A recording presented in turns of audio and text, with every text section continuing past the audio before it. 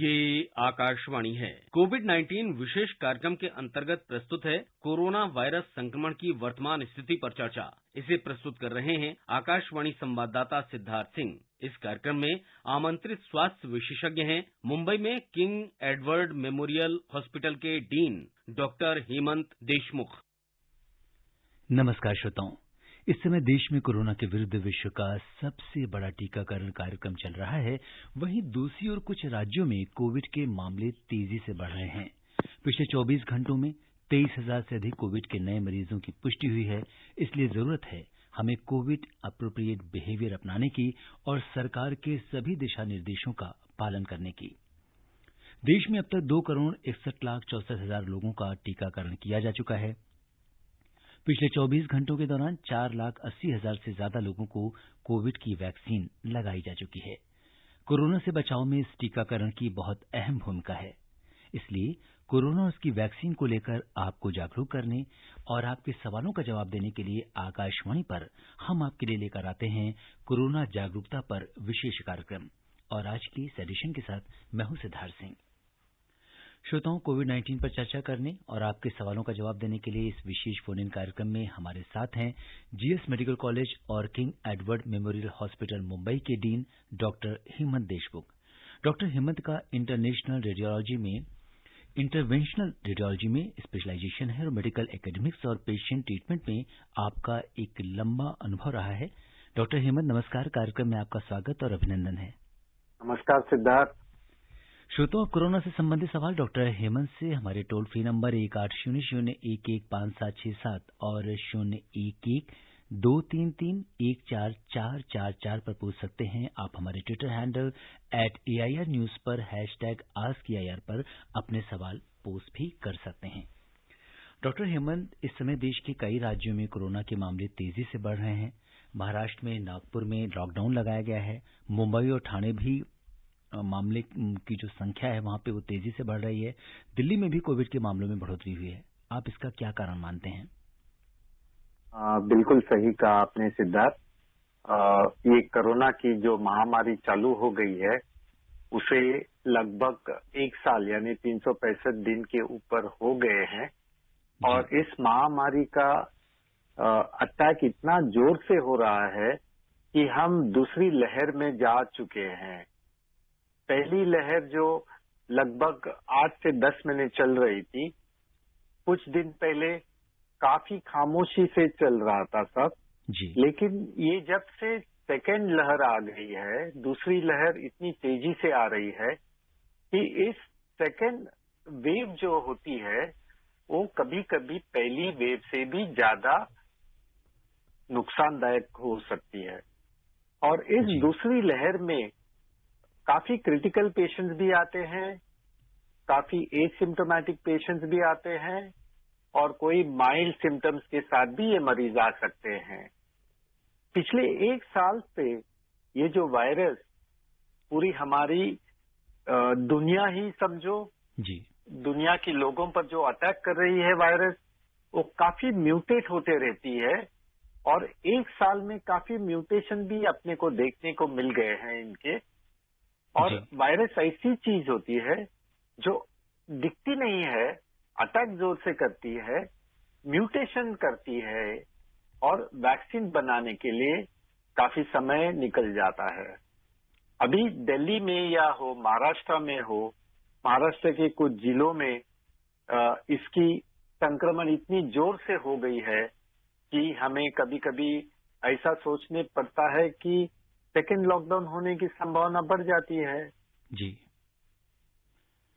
और डॉक्टर हेमंत, ये बात आपने बिल्कुल सही कही, लेकिन इसमें क्या कुछ नए वेरिएंट भी इस वायरस के सामने आ रहे हैं? जैसे कि आपने म्यूटेशन की बात की है, तो ये जो नए मामले आ रहे हैं, क्या ये वही वायरस है या इसका कुछ नए वेरिएंट्स या म्यूटेंट सामने आ रहे हैं हमारे?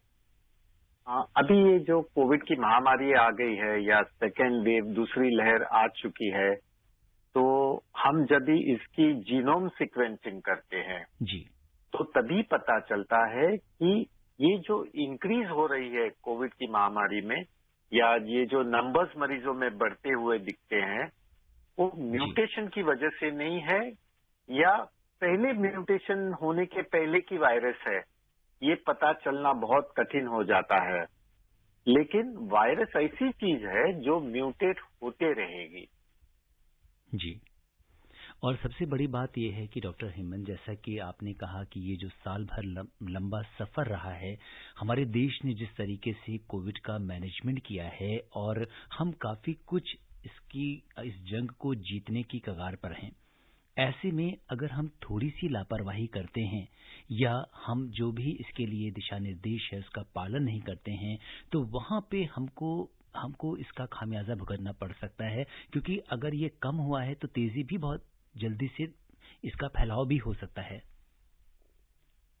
बिल्कुल। इसका फैलाव इस महामारी का काफी तेजी से बढ़ते रहता है।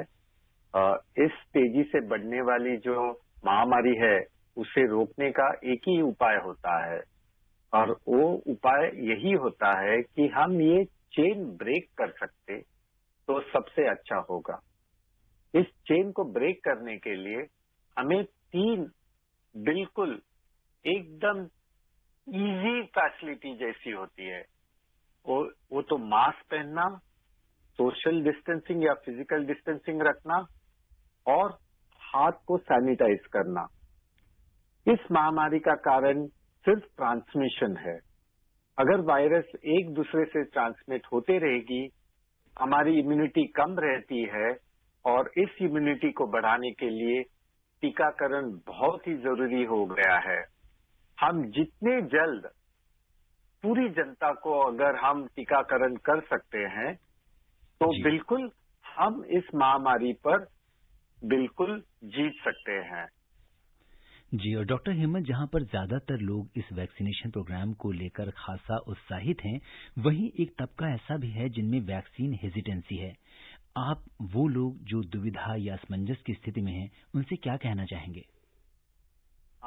अब ये जो टीकाकरण चालू हुआ है वो सेकेंड फेज, थर्ड फेज में आ गया है। यानी फर्स्ट फेज में हम हेल्थ केयर वर्कर्स को टीका दे रहे थे। अब हेल्थ केयर वर्कर्स की सेकेंड डोज यानी सेकेंड खुराक भी होने को आई है। फ्रंटलाइन वर्कर्स अभी फर्स्ट मात्रा हो चुकी है। अभी ये जो एंटीबॉडी बनाने की हम जो कोशिश करते हैं टीकाकरण के बाद, उस दूसरी मात्रा के 14 दिनों के बाद ही एंटीबॉडी बननी शुरू होती है। पहली डोज जैसे ही दिया जाता है उसके बाद शरीर में सेंसिटाइजेशन हो जाता है और प्रतिरोधक बनना शुरू हो जाता है।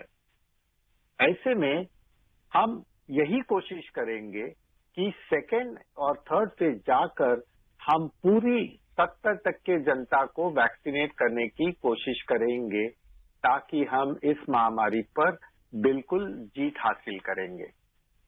जी। और इस बीच बहुत सारे श्रोता हैं जो अपने सवाल के साथ कार्यक्रम में जुड़ रहे हैं, और सबसे पहले हमारे पास आज के जो फर्स्ट कॉलर हैं वो दिल्ली से अशोक जी हैं। अशोक जी नमस्कार, कार्यक्रम में आपका स्वागत है। हेलो जी अशोक जी नमस्कार, बताइए क्या जानना चाहते हैं आप? नमस्ते डॉक्टर साहब, नमस्ते।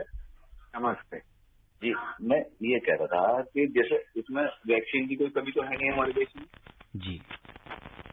वैक्सीन जो है अब उसमें रखे इन्होंने आयु वर्ग। जी। तो डॉक्टर साहब मैं ये कह रहा था कि हर प्राइवेट सेंटरों पे हर आयु वर्ग के लोगों को लग जानी चाहिए। सरकारी सेंटरों पर तो भीड़ लग सकती है। इन्होंने 60 वर्ष से 45 वर्ष की जो आयु वर्ग जोड़ा है वो अब खत्म कर देना चाहिए। अब तो हर आदमी को लग जानी चाहिए प्राइवेट सेंटरों पर, वहाँ भीड़ भी नहीं होगी, पैसों की लगेगी। जी। डॉक्टर हेमंत ये कह रहे हैं कि जैसा कि सरकार ने फेज वाइज वैक्सीनेशन प्रोग्राम को चलाया है, तो ये जानना चाहते हैं कि सबके लिए क्यों वैक्सीन ओपन नहीं है, हर व्यक्ति क्यों नहीं लगवा सकता? सही पूछा आपने जवाब। ये जो टीकाकरण की मुहिम जो भारत सरकार ने ली है, उसका मतलब हम पहले इसकी ट्रायल कर चुके हैं।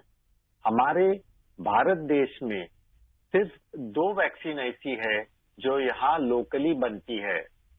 मैंने पहले भी कहा था कि India is the pharmacy of the world. हम पूरी दुनिया के लिए वैक्सीन मैन्युफैक्चर करते हैं भारत देश में। यदि हम इनकी जो वैक्सीन की ट्रायल होती है, तभी वैक्सीन की ट्रायल में जो लाभार्थी थे वो सब 18 साल के ऊपर के उम्र के लाभार्थी थे। अब 18 साल के ऊपर जो होते हैं उनमें कोविड ज्यादा दिखाई देता है। 18 साल के नीचे कोविड की महामारी काफी कम मरीजों में दिखती है। इसीलिए जिनमें भी कोमॉर्बिडिटी होती है उनमें प्रतिकार शक्ति कोविड के अगेंस्ट जो इम्यूनिटी है वो बिल्कुल कम रहती है। इसीलिए हम उन्हीं लोगों को टीकाकरण करने की पहले कोशिश करेंगे कि जो बूढ़े हैं, जो सीनियर सिटीजन्स हैं, जो 60 साल के उम्र के ऊपर लोग हैं, जिनमें इम्यूनिटी कम होने की संभावना है, उन्हीं को हम टीकाकरण करेंगे। जी, और अब हम रुक करते हैं दिल्ली के बाद बिहार में अररिया का, जहां से इरफान जी हमारे साथ हैं। जी इरफान जी, आपकी आवाज हम तक पहुंच रही है, डॉक्टर साहब भी आपको सुन रहे हैं, बताइए क्या जानना चाहते हैं आप? जी सर, मैं ये जानना चाह रहा है कि जिस तरह वैक्सीन निकलने की वजह से अभी हम मास्क वगैरह नहीं लगा रहे और लापरवाही बरत रहे हैं, तो इस बारे में जो है डॉक्टर अहमद साहब क्या हमें सुझाव देंगे? जी डॉक्टर हेमंत, इन्होंने चिंता जताई है कि वैक्सीनेशन तो हो रहा है लेकिन लोग अभी भी मास्क नहीं लगा रहे हैं, और जिसके बारे में आपने पहले भी बताया कि जिसकी वजह से इसके दूसरे परिणाम आ रहे हैं, क्या कुछ कहेंगे? बिल्कुल, अभी ये लापरवाही काफी महंगी पड़ सकती है। हम प्रतिदिन 1 लाख बुजुर्गों को टीका लगाने का लक्ष्य रखते हैं। बंबई शहर में 36,000 बुजुर्गों को टीकाकरण करते हैं रोज के दिन। हम टीकाकरण इसलिए करते हैं कि इन मरीजों में या इन लाभार्थियों में प्रतिरोधक शक्ति बनी रहे। अगर प्रतिरोधक शक्ति बनती है तो हमारी बॉडी, हमारा शरीर कोविड के अगेंस्ट फाइट करने के लिए तैयार हो जाता है। टीकाकरण के बाद किसी को कोविड होने की संभावना तो वैसे ही रहती है, लेकिन अगर कोविड हो जाता है, कोविड की संक्रमण हो जाती है, तो हमारी शरीर की शक्ति इतनी ताकतवान हो जाती है कि हमें पहले से ही पता लगता है कि अभी कोविड का आक्रमण हो रहा है, तो हमारी बॉडी बिल्कुल तैयार हो जाती है कोविड को फाइट करने के लिए। इसलिए अगर आप टीकाकरण करते हो तो ये जो बेसिक कोविड अप्रोप्रिएट बिहेवियर जिसे कहते हैं, मास्क पहनना, हाथ धोना और काफी सोशल डिस्टेंसिंग रखना, इससे हमें बिल्कुल छुटकारा नहीं मिलने वाला है। टीकाकरण के बाद भी कोविड हो सकता है, लेकिन सीरियस डिजीज नहीं होगा। जी, जैसा कि डॉक्टर हेमंत बता रहे हैं कि आपके जो कॉम्प्लिकेशंस हैं या लाइफ को किसी भी प्रकार का रिस्क नहीं होता अगर आपको दोबारा से कोविड हो भी गया। और इस बीच दिल्ली से ब्रह्मदत्त जी हमारे साथ कार्यक्रम में जुड़ गए हैं। ब्रह्मदत्त जी नमस्कार। सर जी प्रणाम। जी ब्रह्मदत्त जी। डॉक्टर साहब प्रणाम। प्रणाम जी। डॉक्टर साहब, मैं ये जानना चाहता हूँ, जब टीकाकरण के दौरान व्यक्ति की तबीयत ज्यादा खराब हो जाए तो क्या उसको अस्पताल में दाखिला और उसका खर्चा, चिकित्सा खर्च वो खुद वहन करेगा या कोई और करेगा? जी डॉक्टर हेमंत, ये थोड़ा हाइपोथेटिकल क्वेश्चन है। हालांकि जो भी टीकाकरण हुआ है तो आपका भी अनुभव रहा होगा कि इसमें इतनी कोई परेशानी नहीं होती, लेकिन फिर भी जानना चाहते हैं अगर किसी व्यक्ति की तबीयत खराब हो जाती है तो ऐसे में क्या उसे हॉस्पिटलाइज किया जाएगा जहां पे भी टीकाकरण उनका हो रहा होगा? जब हम अस्पताल में टीकाकरण करते हैं, हमारे इनिशियल फेज में जहां भी सुविधा उपलब्ध है टीकाकरण की, वहां कम से कम 5 आईसीयू बेड और वेंटिलेटर और एनेस्थेटिस्ट या पल्मोनोलॉजिस्ट या इंटरनल मेडिसिन फिजिशियन जो आईसीयू देखते हैं, वो पूरी तैयारी में जागरूक रहते हैं। इसीलिए कि अगर कोई कॉम्प्लिकेशन हो जाए तो उसे बिल्कुल समय पर ट्रीट करना हमारी जिम्मेदारी हो जाती है। तो कभी भी अगर किसी को कॉम्प्लिकेशन हो जाए टीकाकरण के बाद तो उसका पूरा खर्चा अस्पताल उठाएगा। ये बिल्कुल मरीज के ऊपर नहीं निर्बंध है।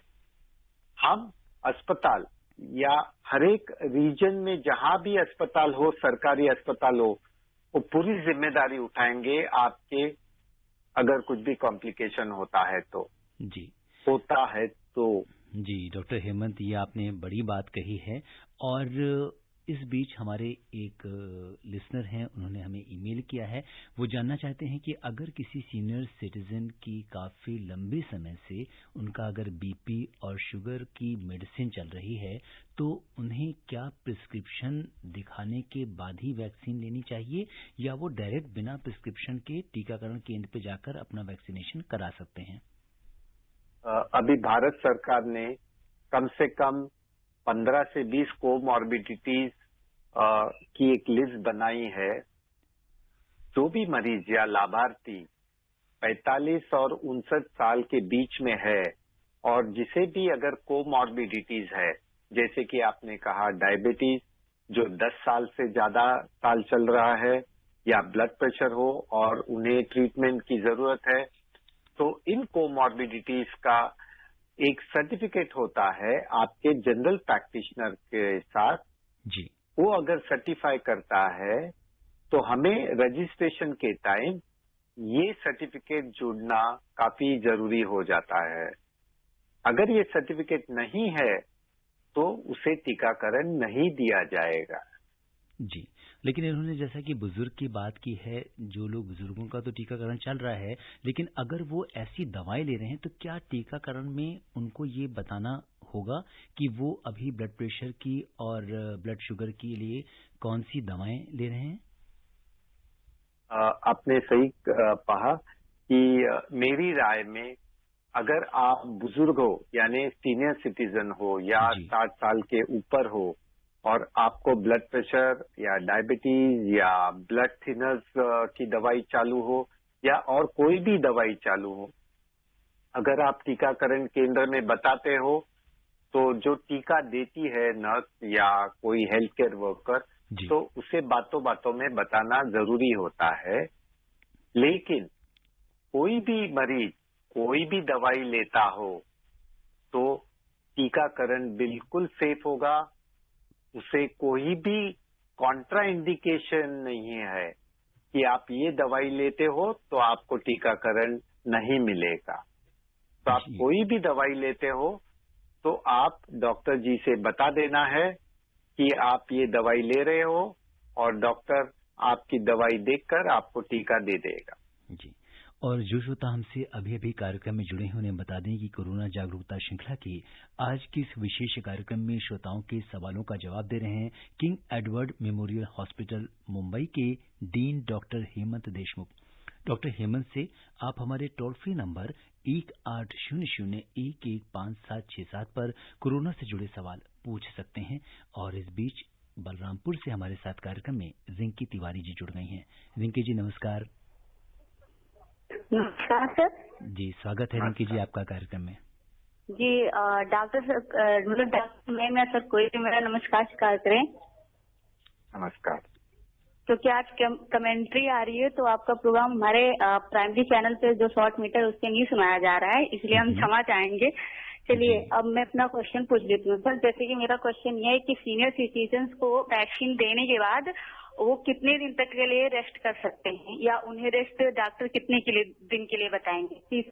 जी डॉक्टर हेमंत, बड़ा अहम सवाल रिंकी जी ने पूछा है कि अगर जो लोग सीनियर सिटीजन हैं तो क्या उनको वैक्सीन लेने के बाद रेस्ट या आराम की जरूरत है?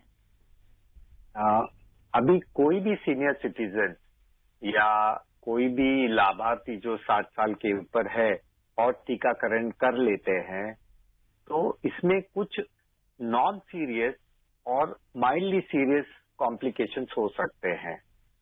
इसमें माइल्डली सीरियस यानी उनको सिर्फ आपको ध्यान देना है जी। इसमें ये सीरियस कॉम्प्लिकेशन नहीं होते हैं, लेकिन जो माइनर कॉम्प्लिकेशंस है जैसे कि हाथ में दर्द होना, जहां टीकाकरण होता है वहां रेड कलर होना, और या कभी आपको नौशिया यानी उल्टी जैसे सेंसेशन होना, या थोड़ी हेडेक या बॉडी एक होना, आपके शरीर में थोड़ी कमजोरता आना, ये सिर्फ माइल्ड सिम्टम्स होते हैं। और इन माइल्ड सिम्टम्स को हम क्रोसिन या पैरासिटामोल टैबलेट से ट्रीट कर सकते हैं। थोड़ा आराम करना जरूरी हो जाता है। अगर एक दिन आप आराम करते हो तो सबसे अच्छी बात होती है, लेकिन काफी बुजुर्ग वैक्सीन लेने के बाद भी नॉर्मल वर्क करते हैं। जी, डॉक्टर हेमंत, और मुंबई में भी हमारे बड़े सारे लिसनर्स आपको सुन रहे हैं। वहां से सचिन जी ने हमें कॉल किया है। सचिन जी नमस्कार। हेलो सचिन जी। हेलो। हाँ जी नमस्कार, बताइए। मुझे पूछना चाहता हूँ कि अमेरिका में कहा जा रहा है कि टीकाकरण के बाद आप बिना मास्क के रह सकते हैं, जबकि भारत में कह रहे कि नहीं रह सकते। तो अमेरिका की वैक्सीन में भारत की वैक्सीन में क्या बेहतरी है? जी, डॉक्टर हेमंत ये जानना चाह रहे हैं कि जो अमेरिका में वैक्सीन डेवलप हुई है वहां पर उसके बाद मास्क लगाने की जरूरत नहीं है एक बार वैक्सीनेट होने के बाद, लेकिन भारत में अभी भी मास्क वैक्सीन लगाने के बाद आपको मास्क लगाना पड़ेगा। तो पूछ रहे हैं क्या दोनों में कोई डिफरेंस है, इस वजह से ऐसा है? हर एक वैक्सीन में डिफरेंस सिर्फ कंपनी के मैन्युफैक्चरिंग में होता है। हर एक वैक्सीन का काम एक ही होता है कि प्रतिरोधक बनना शुरू होना चाहिए अपना शरीर, यानी एंटीबॉडीज अगर पैदा होते हैं तो हम कोविड की महामारी को फाइट करने की तैयारी कर देती है। हमारी शरीर में ऐसे एंटीबॉडीज होते हैं कि वो महामारी यानी वायरस जैसे भी अंदर आता है उसे पहचान लेता है। अमेरिका में जो वैक्सीन देते हैं और मास्क मत पहनो कहते हैं, ये कुछ वर्तमान पत्रों में आ गया है। इसका साइंटिफिक रीजन ऐसे होता है कि अगर काफी जनता, काफी मरीज, काफी लाभार्थी अगर वैक्सीनेट टीकाकरण के लाभार्थी हो जाते हैं तो हम एक प्रकार की हर्ड इम्यूनिटी डेवलप करते हैं। जी, अगर हम एक प्रकार की हर्ड इम्यूनिटी डेवलप कर लेते हैं तो जो मास्क नहीं पहनते हैं तो एंटीबॉडी और इम्यूनिटी हमारी बढ़ जाती है। लेकिन भारत देश में हम उस क्रिटिकल मास तक नहीं पहुंचे हैं जहां हम हर्ड इम्यूनिटी वैक्सीन के साथ डेवलप कर रहे हैं। थोड़े ही महीनों के बाद ऐसे भी होगा कि भारत में टीकाकरण होने के बाद भारत सरकार ये भी आपको बता सकती है कि आप मास्क पहनना बंद कर सकते हो। जी, और अब हम रुक करते हैं दिल्ली का, जहां से प्रीतम कौर जी हमारे साथ कार्यक्रम में जुड़ गई हैं। प्रीतम जी नमस्कार। हेलो प्रीतम जी, आपको मेरी आवाज आ रही है? हाँ जी, हल्की आ रही है। जी प्रीतम जी बताइए, क्या जानना चाहती हैं आप? मैं जानना चाहती हूँ, मेरे को 3 साल से हार्पीज बाजू में हुई थी। पहले तो बहुत सीवियर थी, अब थोड़ी कंट्रोल में है, लेकिन है अभी पेन उसकी। आंखों एक आंख के लेफ्ट साइड की आंख में तो बड़े मेजर ऑपरेशन हो चुके हैं जी। तो उसके लिए क्या हार्पीज अभी ठीक नहीं हो रही है? इंजेक्शन मेरे को लगवाना चाहिए कि नहीं? उम्र है मेरी। जी, कितनी उम्र बताइए? हाँ जी जी, आपकी उम्र क्या है? समझ नहीं आई। आपकी उम्र कितनी है प्रीतम जी? 73। 73 है जी। डॉक्टर हेमंत 73 साल की उम्र बता रही हैं, हर्पीज है, आंखों का ऑपरेशन भी हो चुका है, तो ऐसे में इन्हें क्या वैक्सीन लगवानी चाहिए? अभी आप 73 साल की उम्र में आपको हर्पीज यानी ये जो बीमारी होती है उसमें हमारी इम्यूनिटी कम हो जाती है। इसीलिए आपको जरूरी होगा कि आपकी उम्र इम्यूनिटी के हिसाब से कम है, तो आपको अगर कोविड होता है तो सीरियस हो सकती है आपकी तबीयत, तो आपको टीका करना जरूरी हो जाता है, क्योंकि आपको टीकाकरण के बाद आपकी इम्यूनिटी बढ़ेगी, आपको एंटीबॉडीज पैदा हो जाएंगे। आप कहीं भी सरकारी अस्पताल में जाकर आप टीकाकरण कर सकते हो जी। और जो डॉक्टर आपके रहेंगे उन्हें बता देना कि आपको हर्पीज हुई थी। ये बिल्कुल कॉन्ट्राइंडिकेशन नहीं है कि आपको हर्पीज है इसलिए आप टीकाकरण नहीं करना है। जी, और हमारे एक कॉलर ने हमें ईमेल किया है और जानना चाहा है इलाहाबाद से दीपक श्रीवास्तव जी ने कि वो किडनी डोनर रहे हैं और अगर वो वैक्सीन करवा लेते हैं, वैक्सीनेशन लगवा लेते हैं, सीनियर सिटीजन हैं, तो इसके बाद उन्हें क्या सावधानी और परहेज करना होगा, कब तक? उनकी अभी तो किडनी ट्रांसप्लांट हो चुकी है शायद। जी, तो डोनर हैं। जी, डोनर है जी। अगर वो डोनर होते हैं तो उनकी इम्यूनिटी बरकरार है कि अगर उम्र 60 के ऊपर है या 45 और 59-60 के बीच में है और उन्हें ब्लड प्रेशर और डायबिटीज है, जो शायद नहीं होगा इनको, तो अगर सीनियर सिटीजन है और अगर रीनल डोनर है जी, तो उन्हें कोई चिंता नहीं है, बिल्कुल टीकाकरण कर सकते हैं सीनियर सिटीजन होने के नाते। जी, और अब हम रुक करते हैं उत्तर प्रदेश में आजमगढ़ का, जहां से दुर्गा प्रसाद जी जुड़ गए हैं। जी, दुर्गा प्रसाद जी नमस्कार। हेलो। हेलो जी, दुर्गा प्रसाद जी, आपकी आवाज हम तक आ रही है, अपना सवाल पूछिए। दुर्गा प्रसाद उपाध्याय बोल रहा हूँ सर। जी, बताइए दुर्गा जी। आवाज कम आ रही, आवाज मेरी सुनाई दे रही है? जी, बिल्कुल सुनाई दे रही है। बिल्कुल सभी तो मैं को प्रश्न करूं? जी, प्रश्न कीजिए। आप लोगों को नमस्कार। प्रश्न मेरा ये है कि बुखार में वैक्सीन नहीं लेना चाहिए। अगर आज कोई वैक्सीन लेता है, टीका लेता है जी, और 28 दिन के बाद उसको बुखार हो जाता है, हफ्ता 10 दिन के लिए, तो दूसरी वैक्सीन वो कैसे लेगा कि नहीं लेगा? जी, बहुत महत्वपूर्ण सवाल पूछा है डॉक्टर हेमंत इन्होंने। अगर पहला डोज ले चुके हैं और दूसरे डोज लेने के दौरान अगर किसी को बुखार आ जाता है 28 दिन के अंदर, तो उसे दूसरी डोज टीके की लेनी चाहिए या नहीं? अगर दुर्गा प्रसाद अगर पहला खुराक ले लेते हैं और 4 हफ्ते के बाद उनको बुखार आती है, तो इस बुखार क्यों आई है इसका निदान करना काफी जरूरी हो जाता है। अगर इस बीमारी के बाद या इस फीवर के बाद उन्हें और 2 हफ्ता मिल जाते हैं, तो दूसरा खुराक लेने के लिए हमारी पीरियड 4 वीक से लेके 6 हफ्ते तक कभी भी दूसरा खुराक ले सकते हैं। जी, ये बहुत इम्पोर्टेंट बात है कि अगर किसी कारण से कोई व्यक्ति अगर दूसरी खुराक वाले दिन नहीं जा पाता है, तो बाद में भी डॉक्टर साहब उसे वैक्सीन वो लगवा सकते हैं। बिल्कुल लगवा सकते हैं, 6 हफ्ते तक कभी भी लगवा सकते हैं। जी, और श्रोताओं, अब समय इजाजत नहीं दे रहा कि हम इस चर्चा को आगे बढ़ाएं। चलते चलते डॉक्टर हेमंत, आप आकाशवाणी के श्रोताओं को क्या कुछ संदेश देना चाहेंगे? मेरा तो जाते जाते यही संदेश होगा कि हम प्रतिरोधक शक्ति बनाने के लिए हमें वैक्सीन लेनी काफी जरूरी है। हम 1 खुराक नहीं, हम 2 खुराक लेंगे और हम इस कोविड के चेन को ब्रेक करने के लिए, ये जो ट्रांसमिशन की चेन है उसे ब्रेक करने के लिए हम कोविड एप्रोप्रिएट बिहेवियर हमेशा इस्तेमाल करेंगे।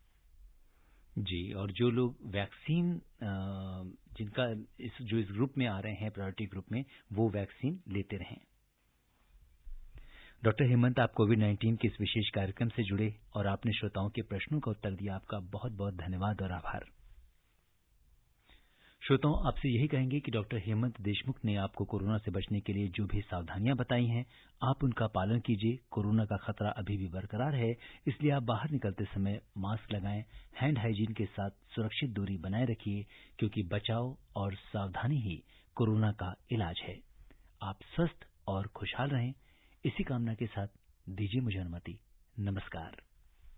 कोविड-19 विशेष कार्यक्रम के अंतर्गत अभी आप सुन रहे थे कोरोना वायरस संक्रमण की वर्तमान स्थिति पर चर्चा। इसे प्रस्तुत कर रहे थे आकाशवाणी संवाददाता सिद्धार्थ सिंह। कार्यक्रम में आमंत्रित स्वास्थ्य विशेषज्ञ थे मुंबई में किंग एडवर्ड मेमोरियल हॉस्पिटल के डीन डॉक्टर हेमंत देशमुख। ये कार्यक्रम आकाशवाणी के समाचार सेवा प्रभाग द्वारा प्रस्तुत किया गया। इसे आप हमारे mobile app news on AIR पर भी सुन सकते हैं। इस कार्यक्रम के संबंध में अपनी प्रतिक्रिया आप हमें ईमेल कर सकते हैं। पता है airnsdtalks@gmail.com। ये कार्यक्रम फिर से सुनने के लिए लॉग ऑन करें हमारी वेबसाइट newsonair.com।